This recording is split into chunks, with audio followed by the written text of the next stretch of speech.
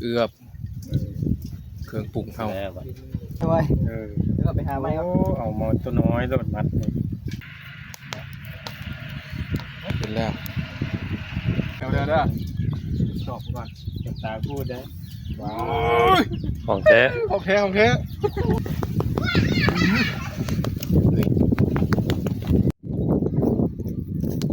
ดินเนอร์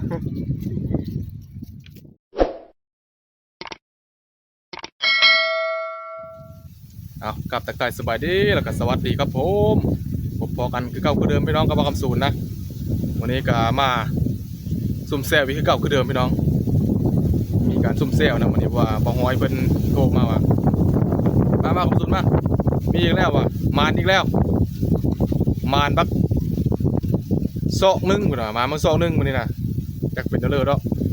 สิไปเบิ่งว่าเพิ่นโซนหุ่มไปเลยพี่น้องบ่ฮ้อยเพิ่นนะ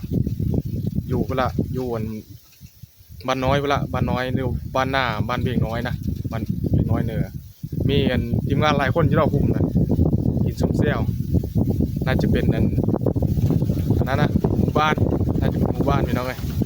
เดี๋ยวสิขึ้นไปทั้งบ้านน้อยพุ่นนะไปสิเป็นเรื่องกับเขาเซตแล้วเลยกินปีกปิ้นบอกไปลาบปากนำกันกับป้าคำซูนพี่น้องเอามาฮอดเพื่อนซาซาละโอ้เขาจะเฮ็ดโคทั้งหลังพี่ได้นี่กำลังเฮ็ดใส่กำลังเผาอยู่นี่ก็เฮิรนสาวซาก็บ่าวสอนคอยมาทางหลังพี่ได้มาลัดทงมาเลย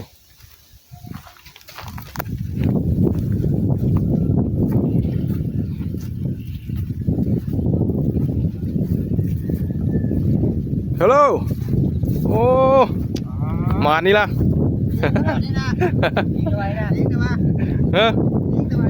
เฮ้อเล็กนะมาห้อยบอกโอ้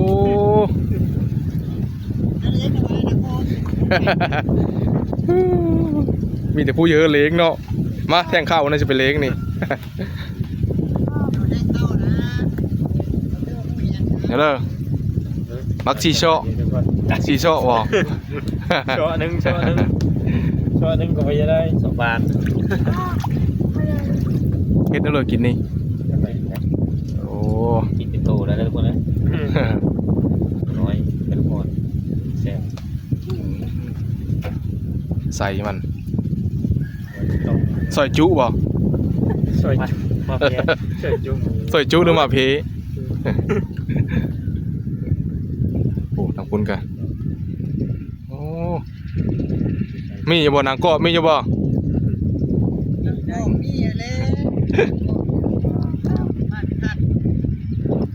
กำลังเฮ็ดโคอยู่มื้อซอยจุบ่ ทุกคนวันนี้ก็มาคั่วหมูท่าบุสูตรเล้งเหมือนกันนะเล้งมาอยู่เล้ง เลี้ยงนะเก็บมาโลดพูละแสนนะ เก็บเพิ่มเลยสิ เฮาสิเลี้ยงเนาะ ตายใจดิ เจริญสาวๆดิ ป้าเลย ไปป้าเขาญาติเขามีมารจำเฮาเนาะอยู่บ้านนี่ มันสบายเลย เลยไปหาเลาะบ่มื้อนี้พักผ่อน เฮ็ดเทิดแรมเฮ็ดเทิดกำลังเฮ็ดเทิดมันอยู่ที่เสา ทำงานได้ กำลังอยู่ที่เสาสวัสดีทุกคนไม่มา เด้อเลยไม่ได้ขึ้นน้ำเขาอีก เฮ็ดเทิดด้วยนะ โอ้ไม่ได้ขึ้นกับพัด เฮ็ด ไม่ได้ ทาน ขึ้น กับเฮ็ดเทิดแล้วก็ บ่ คนนาบ่ได้ ขึ้นได้จองกันสองพ่อแม่นะบ่มาเอาตัวนี้เฮามื้อนี้ เอามันชอบบ่ายอยู่ มา เอายังแกนกับกระแตไว้เขาเก่งล้างนี่ก็ได้ สิเฮ็ดเมนูปิ้งปิ่นได้เนี่ยเตรียมมาแล้วบ่ไม้ไผบ้านเฮา ย่างเลย นั่นเต็มปุ่นตัดอายุพุ่นละ วาดโลดที่เดี๋ยวโพไม่เท่าสิอบเนาะ หลายสูตร เครื่องโพกับตีนมันเท่าอบข้างในไงมัน ใส่อยู่ข้างในมีได้ลายเด้อบ เกี๊ยวอัน ปิ้น อันใดหูสิคือสิหูสิไข่เกี๊ยวใส่มันนะคักเลย เกี๊ยว เกี๊ยวปิ้งแฮม เกี๊ยวอะไรฮะ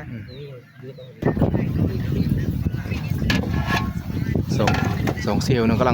ลังขมุกขมุมได้นี่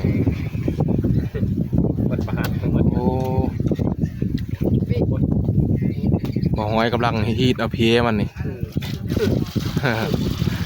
เอาเสียดซอยจุ ใส่จุ๊บไป บ่รอด แน่เพลง บ่ไหวดอกพี่น้องกันซอยจุ่มซอยจุเพหมูนี่บ่รอด เฮ็ดนำบ่ได้แล้วอันนี้บ่หยุดสิได้อยู่บ่หยุดได้เลิงอยู่ ยังมันอะไรมันก่อน ฮะอันนั้นน่ะอันคันหน้ามัน ข้างหน้าว่า อ่า เดือดได้เลยกระบอก อืมซอยแล้วว่าหมักบกมันน่ะนี่ กระบอก เดี๋ยวสิ แล้ว เฮ็ดอันใส่เกี๊ยวหัวสิไก่ฮักได้นี่ ลงไปเก็บไว้โอ้ยได้ มีแต่เซฟมือสมัครเล่น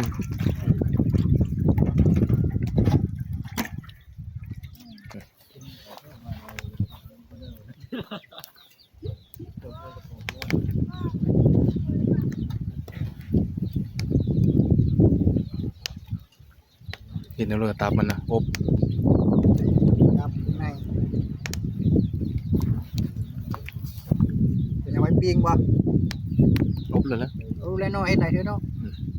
เฮ็ดไหนเด้อแดงมาโลด กลับบ้านดิ อบ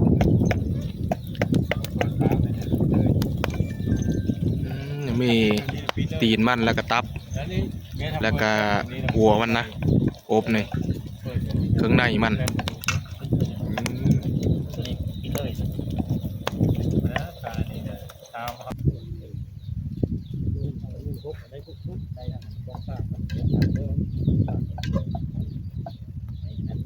มาจบร้อนหมดแต่ว่านั้นมันแต่ว่าไม่เอาเท่ากันประตูกองนี่มือที่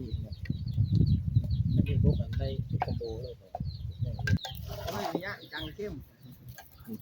เครื่องปรุงเฮากับทีมงานเฮาตำแล้วเรียบร้อยนะถ้าตอน เหลืองตาล เคี่ยวน้ำตาลเชื่อหมูช่วงนี้พอดีกินพอดีปิ้งปิ่นนะเนี่ยราคาเพิ่นขายนี่ก็ ขับลมคนขับลม 400,000กีบนะ แข่งปานอยู่เพื่อนเราสอนเราสอน ดูพอดีปิ้งปิ่นมันปรุงมาถ้าจะเคี่ยวน้ำตาลนี่มัน ป้า เกือบขนอกคักๆสติกเกอร์ ทีมดูไป เทียม ดูส่องคนเรา แล้วบ่ ไปทำนี่ น้ำตาลเคียวนะ น้ำตาลเจียวนะมันก็ น้ำตาลเคียวมาที่มันสีมันได้นะเห็นสีมันดู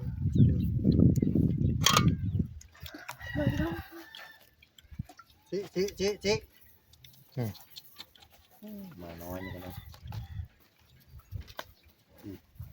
ขั้นตอนมัดอันไปเลยนี่น้ำตาล น้ำตาลเคียวเลย ถูกทองเนาะสงสัยเพิ่นไปเคยไปเฮ็ดงานอยู่ไทยอยู่ร้านอาหารได้นี่ระดับเซฟแล้วได้นี่ สูตรบังวะ คือเซฟแล้วนี่ ลำโพงดึงมา นี่หมอนี่สิเอาไปแล้ว หมดแก้ไปแล้วนะ ขั้นตอนการมัด เบิ่งตัวอีนะเจ้าตัวน้อย เดี๋ยวสิมัก กับโยนไปเลย มักด้วยสูตรพ่อค้าใหญ่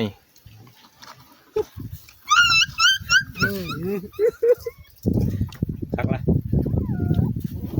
เคยคือไม่เอาในนี้เนาะได้เอาเข้ม เป็นโน่ แซ่บ ล เรีย ง บร้อย ไป เอาสุดสีมือเลยนี่ เสียน้อยเสียหลายแซ่บหลาย ชูเห็ดหมูป่า2ตัว นี่ ตัวนึงเลย โอ้ 2ตัวได้ตัวนึง คัก ปิดคล้ายๆกับหมูป่าแล้วแต่มีพลาดคือตอนนั้นก็ว่าแล้วไม่จูดเลยมันน้อย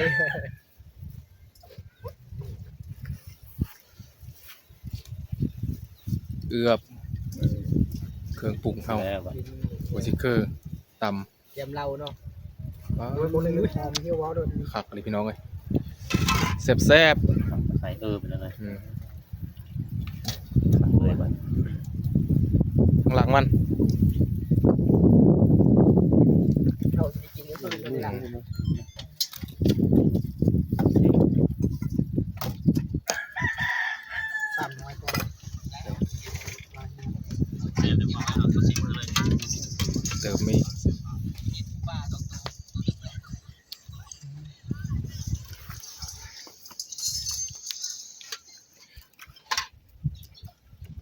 ดแซ่บๆเด้อหัวหน้าเด้อ รับประกัน อัน มี นี้ แซ่บ เออเฮ็ดฝีมือได้ มีแซ่บนะแสดงว่ามันมีเมิดกันมีแซ่บมันมีเมิดได้กันมันเมิดแสดงว่ามันแซ่บ แน่นอนเขา น่าจะบ่เหลือแล้วเนาะหมูน้อย โอ้หนังแฮมห้อยยังบ่ทันปีกเลยนี่แค่เอือบนะหนังแฮมห้อยล่ะจะแซ่บเด้อทุกเอา ไม่มาวันนี้เรียบร้อยละ มาไม้มา ขาดที่เป็นเอา ไวมากโอ้เห็นแล้ว วัดเป็นหนู หมานะครับเป็นหมาเนาะใจดีที่หมา โอ้ยบ่หอย เอา มันเลยฟ้าเทศโลดนะ นะ ปีก เป็นจริงนี่เนาะ เป็น3 อันเลย เดี๋ยวได้กัน มาเทียนนึงมาพี่ก่อนครับมาถึงเงิน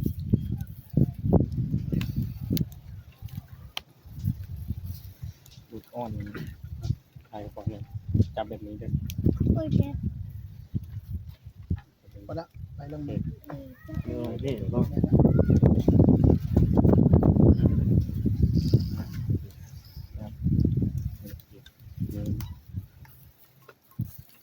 ก็ดีเนี่ย เจ็ดเปิดมัดทีบอกว่านะ อ้าวอันนั้นก็ต้องมัดแล้วว่าเพื่ออะไรมัด ตะวันไว้ แล้วก็ไปหาไม้เอามาตัวน้อยโลดมัดนี่ ใครเห็นมันมีได้อ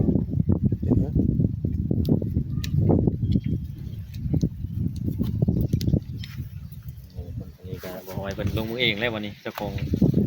เลยแล้วเนาะของหมูแล้วบริจัดการเองนะครับ ตอนนี้ทีมงานกำลังอันเด็กโลนมัดมุกมุม ชิมง่ายของหมู เพื่อจะได้กินโอ้บ่แม่นง่ายพี่น้องเอ้ย นี่ ถ้าเพื่อจะกินง่ายแหละ เออ โอ้เปล่า ของแซ่บต้อง แต่นี่เฮา เสียเวลาในนิดนึง ไม่นะ แบบมักยากนะคนเราแบบยากกันน้อยเนาะ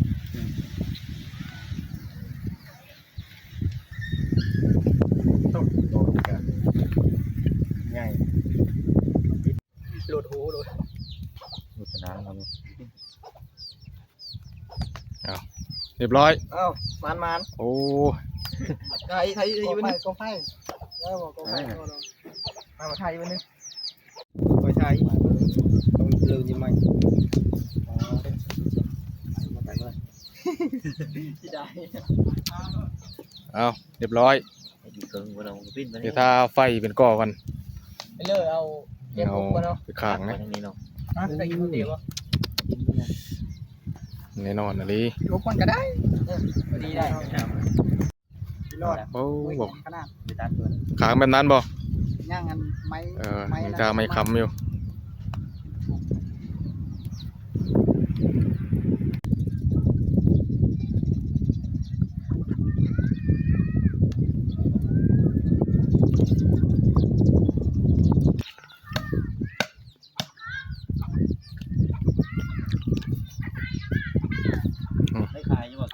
บ่หอยเป็นกำลังเฮ็ดนั่นบอนนั่นปีงอยู่นะ ขาด โอ้ ไม่ชิมมือย ดิ แบ่งมาอีกละโอเคพอดี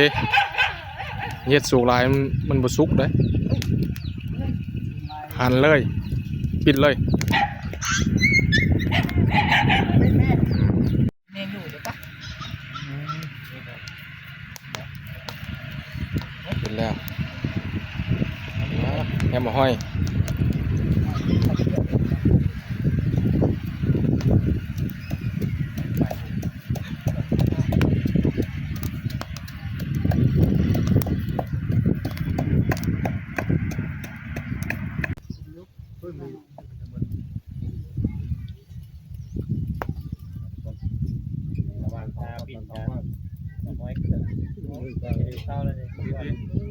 แฮมห้อย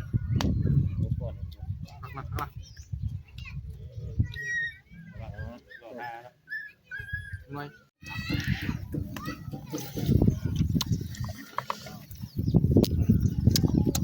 เลิกแค่บอกมันอยู่ข้าวเลย ยอดคนนะ แต่ละคนอยู่ข้าวแล้ว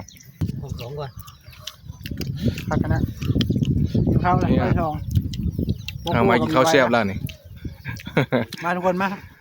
บ่ายสองบ่ายสามแล้ว ทำไมจึงเมง เอาไว้เชียงเมงข้าวแซ่บ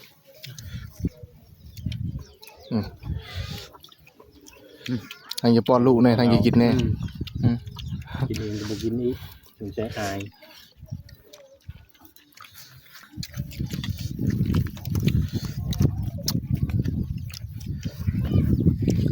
สวยงาม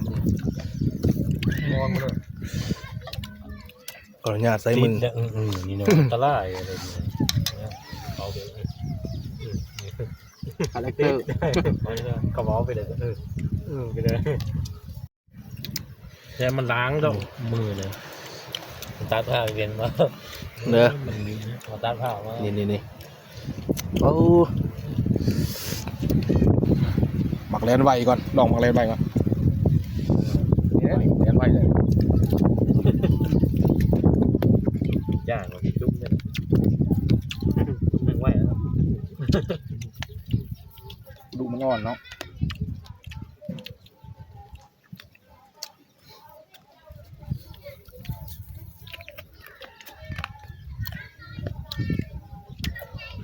ปุ๋ยยำกระดูกผัก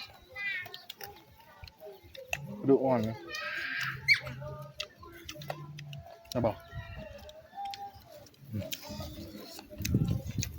มาเรียบร้อย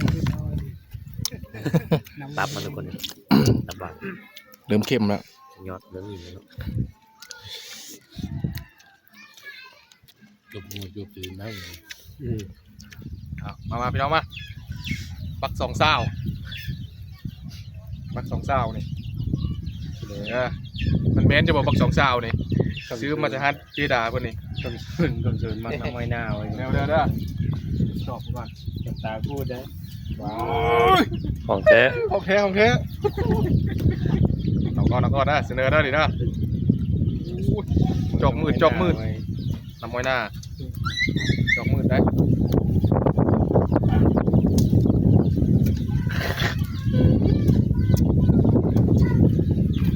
ดันเดี๋ยวอย่าตุกกับโรนอย่าตุกติ๊กได้ของหมักนี่ ค่ากินแล้วก็ค่าได้บ่ค่าบ่ได้อีกบ่ยอมท่าอยู่บ่ค่าเย็นให้ไหมค่า ยังจะบอกทดสอบดู คักๆกันทุกคน โอ้ยมิดจัด ของแท้ โอเคทากินแกมกับตัวนี้นะยังบ่ทันซุกอยู่ใหม่ได้บ่มืดใหม่ได้ของแท้ทุกคน เพื่อสุขภาพเลยทรงผม เพื่อสุขภาพ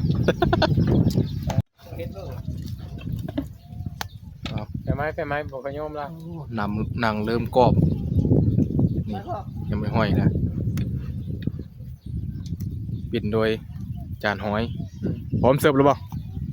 ยังบ่ ไปตกอยู่บ้านใหม่ได้บ่ตกอยู่บ้านใหม่ อย่าลืมนะ ได้บ่ขาใหญ่ได้ขาใหญ่ไม่ได้เป็นตะมีบุคคลใหญ่ได้ขาใหญ่ เขาเป็นกัด ไป กันได้ ไปทางเบล พอดีไปหาตกเบ็ดไปเดี๋ยวเราสิเบิ่งดอกตัวนี้เราสิเบิ่งดอกหาตกเบ็ดโลดหาสิเบิ่งเองดอกตัวนี้นะเราสิจัดการเองดอก ไปตกเบ็ดโลด มันขาตรงแต่ ตายพูด โอ้โหมาละพร้อมเสิร์ฟนี่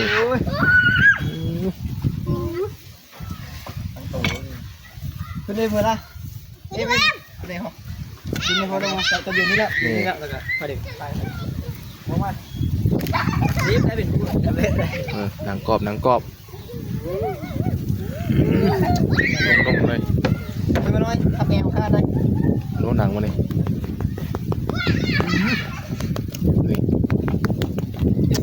กรอบ แข่งกันเด้อ เดี๋ยวพ่อมึงแข่งกันเด้อบอกพาน บ่พานบ่ กรอบกับแข่งคล้ายๆเดียว พ่อมึงแข่งกันเด้อโลดบอกพานมีพอจะได้ย่าต้องหายพอจะนั่งหนีมั้งพอจะ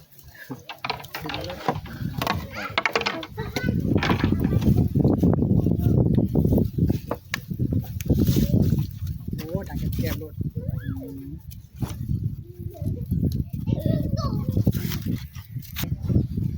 อมาทำงานชิมก่อนนะเอาอย่างนี้ก่อน ม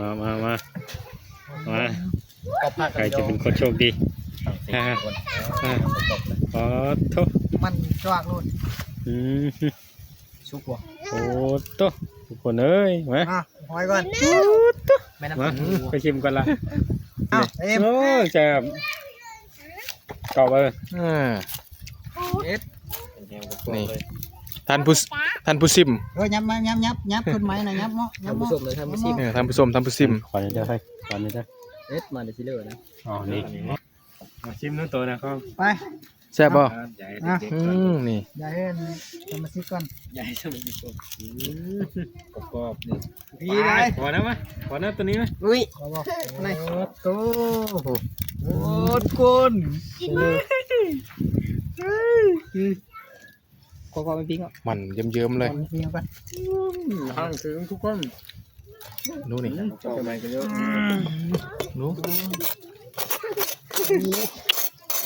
ขอเป็นปิ้งอ่ะขอเป็นปิ้งอ่ะ เอาละ จับเด้อ เอาทะเลาะ เด้อหูหางข้าง นี่เอาคานี้เลยนี่จอกมาเลยนี่ กาเลยเนาะ เยี่ยม แหกเลยจำได้ปะ เชื่อกานะกา ไม่งกล่ะ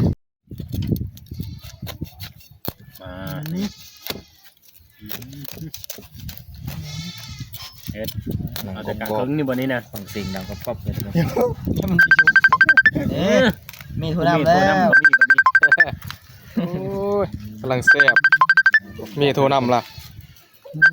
มีถั่วดำอยู่นี่ คุมแล้วเนาะเชื่อโทยเนี่ยเอาช่วยเชื่อโทยขึ้นเลยนะ ถั่วแล้วก็ปัก เบิ้งหนังกรอบมันเลยเบิ้งนี่ มีจุ่มมีเฮาเลยเดี๋ยวนี้ เอามามันเยิ้มๆเลยนี่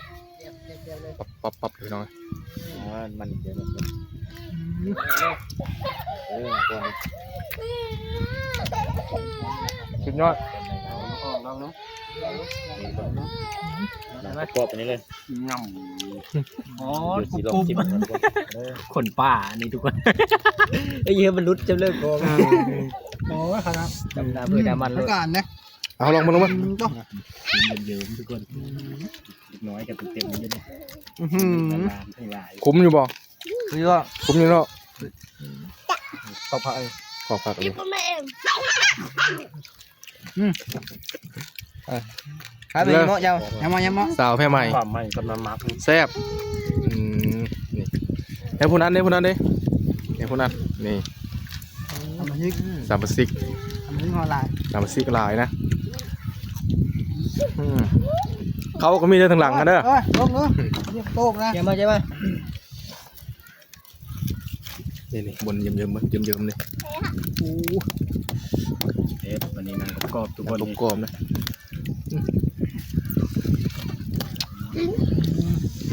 ฟังเสียง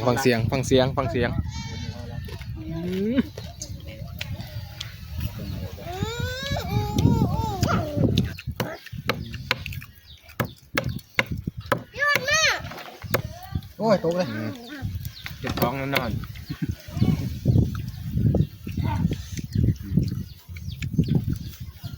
น้ำมันเลย คุยเกี่ยว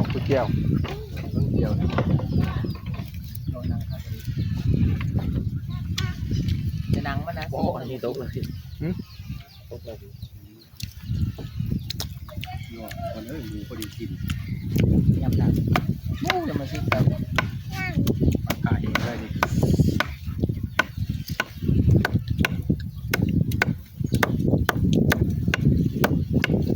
มาละไอ้ตัวตายละ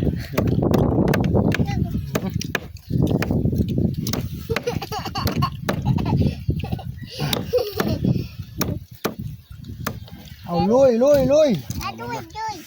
เอาเฮ็ด ยับยุบยับ คัก หลายคนละ นี่ พัน สามสิกตัวน้อย นี่แหละมีแซ่บทุกคนเลย กินซุ่ม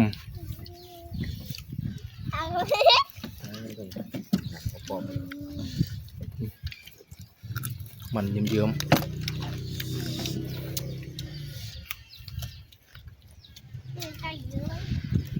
เชื่อบอก2 เช้าฮะนะบอก ต่อมาเนี่ย เจ้าของเจ้า คนหมู่ได้ ข้าวคนของอะไรเงี้ยเสนอก่อน หนังทั้งไม้หนู ได้ครับว่า เอาบอกครับบอก วันนี้หมด ของแท้นะทุกคน มาบอกกับศูนย์คอเนี่ยแกข้าวเนี่ยโอ้นี่น้ำใส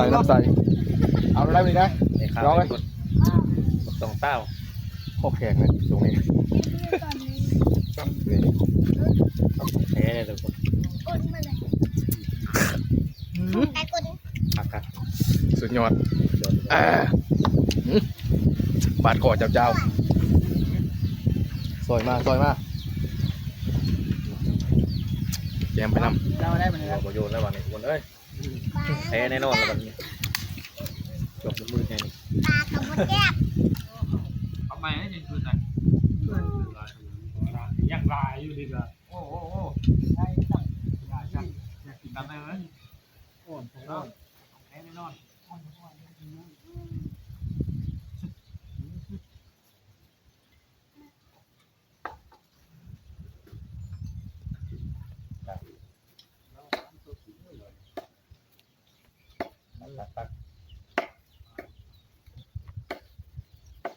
ไปที่ไม่ว่า จะรักกินมาเขาเลย ส่งผมเรียนมาเชื่อป้าให้ลูกน้อยอยู่เฮิร์นป้าเดี๋ยวไปหานิมูนอยู่เชียงเลยนี่ อยู่ดง อยู่ดงพุ่งไปหานอนมุ้งอยู่ดงพุ่งเลยบ้านนี่ ไปจะคืนเนี่ย คืนนึงไปเมื่อวานนี่ คืนหนึ่งวัน แต่ก็มา ไปเรื่องของฟ้านะ มากระทันได้ มากระท่านไปดงเลยมากระท่านโก้ยเลยนี่มีแต่ประเดะเพิ่งมาแต่ดงมาไงเบ็ดปลอมโอ้ยผู้ช้ำเฮาอยู่บ้านช้ำอันนี้ มองได้วันนี้ได้ แบ่งพูดได้ป่ะนี่ได้ แบ่งพูด แบ่ง วั พู น ด นี้ เด้อปั่นน้ำมันเคืองเด้อมีท่าอยู่ช้ ผู้ละตอดนั่นแหละ มักโทษมักก็ปีนี่ฮะคือเลื่อนหมูหันก็เป็นสี่ หลังจากกินแล้วจะ นั่นหมูปีนี่นะ คือจะเป็นพูด ออกจะได้ ำน้ำลายไหลแล้วบ่น้ำลายไหลแล้วบ่ จืดเอลี ฮะ คือบอกจะได้ตอนนั้นนี่คือหมูปิ้งนี่เนาะเมียนหมูหันอันนี้ จะน้ำลายใคร บอกจะได้ตอนนั้นได้ อันนี้แหละเขาว่านักเลงกันสองสาวกินต้องแบบชกเล็ก เล็ก ปีน้ำตกไรแบบนี้เราได้ หมูหันกรอบเลยดิ หมดได้หันเลย ปิ้ง มีหัน หมดได้หันเลย มาหัน ปิ้ง ไผ่แล้วก็เอามาขุด พ่อแม่บ่ปิ้ง หมูก็ตายไหมหมูเจ้าเชื่อมันโต แซ่บ แม่ คอ ดิเอาทรงคู่คือดีอยู่แม่แม่เอาแม่ ตอนใหญ่เรามือปิ้งอยู่เฮิร์นพุ่นละ เห็นเรื่องนี้อยู่ ย ทุกแน่มาทุกแน่ ำ นะ ซุกแน่ไปซุกแน่มันซุกอยู่เฮิร์นพุ่นละ จะปีนขึ้นกว่าหนูล่ะ ท้องละ มาถ่ายนะฮะจริงสบายดี ตะวัน นี่กินอิ่มแล้วทุกคนเอ้ยนี่ได้ปั่นเดี๋ยวมึงกินยูเฮิร์ดนี่วันนี้นี่ เอา นี่ได้ ผู้เลิกปันนะผู้นั้นแหละเชื่อถงยิ้วพื้นมันได้ ปั่นมันเอาน้ำล้าง อันหลังก็เสื้อลายเลยเว้ย ยังในลื่นเลย หอยไป ข้าวพูด ขันผู้เลิกเอาก้อนนะอ้อแสนเศร้า เดี๋ยวเช้าอีก ไม่ใช่เรียบร้อยแล้วนี่พูด อ้าว พูดพูด ไป ต้นเมย์ กับชูน ฮะ กูเลยพูดที่ช้องขอ ในหมู่เอาได้เอาน้ำหลังตัวเฮา กำลังยิ่งตกข้างเขาเอาเจ็ดเลย บอกแล้ว โอ้ยตัวกี้เลย เอาเดี๋ยวในนี่แหละมือตอนลูกตอนเมกอะนี่พอดีอยู่ได้กินอยู่ได้นี่ เป็ด10,000 เนี่ยเหลืออยู่เหลือกินกันนี่แหละพี่น้องเลยเพราะว่าวันนี้ทีมงานเฮามาอยู่พวกมาแต่ป่านี่กะแล้วแต่เจ้าภาพสองคนนี่ได้ ป้ายคันนี้ป้ายนี่มาป้าย เรียบร้อยเนาะฮะกลับบ้านนี่เด้อเป็นหลักฐานเด้อแสดงบ่ฮอยว่ามีได้เฮอนี่ไหน นี่ อืม สกากับมันบ่คล้องกับชูนยัง ฮะ แม่นเลยสูตรยัง ก้อนนี่ว่าก้อนไหนเพราะรุ่นเล่เด้อเจ้าอีกเด้อคอยเฮอแล้วเด้อบ้า ยังอยู่3 ยังชามยังโตแค่ไหมนะกาแฟยังนั่นละเอาไปชอบ